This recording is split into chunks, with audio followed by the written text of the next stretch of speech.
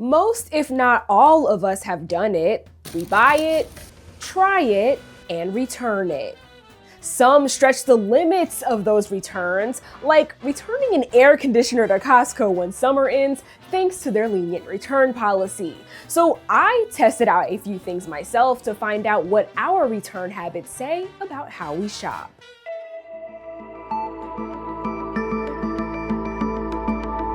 A report from the National Retail Federation projected that returns would reach $890 billion last year. That's up from $743 billion in 2023 and $816 billion in 2022.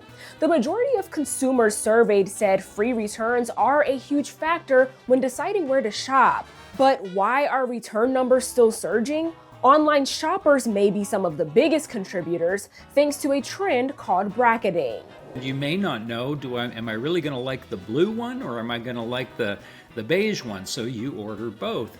And, that's an understandable consumer behavior. Founder and CEO of Retail Profit Doug Stevens said quality also plays a role. When we start to factor in brands like Temu and Shein, quality can certainly be an issue as well. You could probably throw Zara or H&M into that mix as well, where you may get something and it just looks nothing like what you thought it was going to look like, and so you return it. If you're a Gen Z or a millennial today and you're going to 5 weddings a year or more, and that all of these photos are going to be circulated within your social groups, then it's just sort of an unwritten rule that you don't wear the same thing twice, and so I think people are battling against that. On top of that, Stevens says consumers are feeling economic pressure, and when retailers offer flexibility, some take advantage. Some stores are strict, like Max Mara, which gives customers just 14 days to request a return.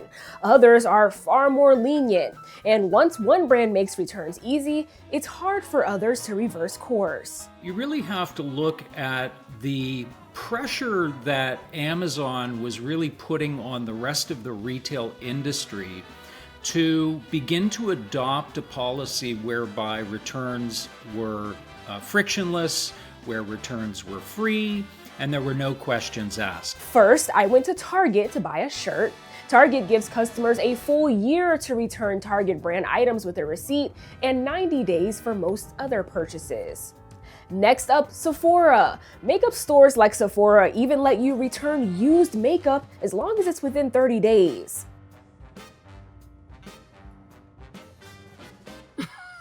This looks so stupid, hold on. And Costco, where most items can be returned within 90 days. I am about to set up this inflatable in a shirt that looks oddly familiar, right? Now, it rained the weekend I tried it out. Mud, bugs, the whole works. I thought there's no way they'll take this inflatable back. Stevens says returned products have to be written off or sold in the resale market for pennies on the dollar, creating strain on businesses. But a 2016 study in the Journal of Retailing found lenient return policies can increase returns, but also purchases. In other words, the trade-off can drive long-term sales. The average retailer is dealing anywhere between 40 and 50% margin. So Costco has super skinny margins, but the difference is Costco is a membership program, and it's really the membership revenue that drives Costco. And so returns for them are really just a show of goodwill towards members and a show of trust toward those members that keeps those memberships renewing. When I returned the inflatable, they didn't even look in the box. How did they know it wasn't covered in mud or worse? But maybe that trust is the point. Costco's renewal rate, meaning the percent of members who renewed their memberships for another year, hit 92.7% in 2023. That's nearly 80 million paying customers. We've pointed in the industry for years to brands like Costco that have, no questions asked. Return it whenever you want, don't need a receipt, no problem. And that does create tremendous loyalty. That frictionless experience and that sense of trust that you have with your customer really does create a tremendous sense of brand loyalty. Same thing at Target. When I returned the shirt I'd worn, no questions were asked. Yes. I can look it on the back. I also think I put my number in with the but I don't know if that. I can't pull anything up with the number unless gotcha. you're that. I do have a patch. Or actually, So whatever is easier for you, the card or that. LL Bean too still allows refunds up to a year after purchase, though they ended their lifetime warranty in 2018 after customers abused the policy, with some even returning thrift store items they'd purchased.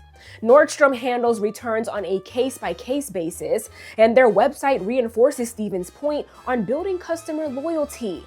It reads, "We have long believed that when we treat our customers fairly, they in turn are fair with us." But that trust has limits. The same report from the NRF found 93% of retailers said fraud in the industry and other exploitative behavior was a significant issue for their business. Fraud in retail and fraudulent returns have always been a thing. But I think, as long as I've been in retail, we've sort of looked at that as kind of a 1% factor. 1% of the people that you're serving are there to scam you, kind of thing. Take this now deleted Reddit post of a bride asking, "Purchasing wedding day makeup, how much of it can I return?" Most of the replies to this post called out how unethical and wasteful the idea was. But this bride wasn't the only person taking advantage of Sephora's lenient policy. Just this April, Sephora shortened its return window from 60 to 30 days, a policy that is unique to the US. In other countries, Sephora customers get just 14 days. Many suspect Americans have been conditioned to expect a guarantee on every purchase. Have people ever tried to return a product that's been fully used before? Yes. Oh, that's crazy. Yeah, that's why they did the 30 days now, because people were returning months later empty. But no matter how much the term free returns is advertised, there's really no such thing. What retailers would underestimate is the degree to which having merchandise returned to you, the retailer, and having to evaluate that merchandise for any damage, any staining, is it saleable again, and getting that back into distribution is probably one of the most time-consuming and cost-inducing parts of the return process. For the consumer, it's really a matter of having to repackage the item, right, and get it to a courier or get it to the post office in order to return it. In the end, some returns are repackaged and resold, but a lot of returns never make it back to the floor. Stephen said they're written off and factored into the cost of doing business. For more on this story and others, head over to san.com or download our mobile app. I'm Kennedy Felton with Straight Arrow News.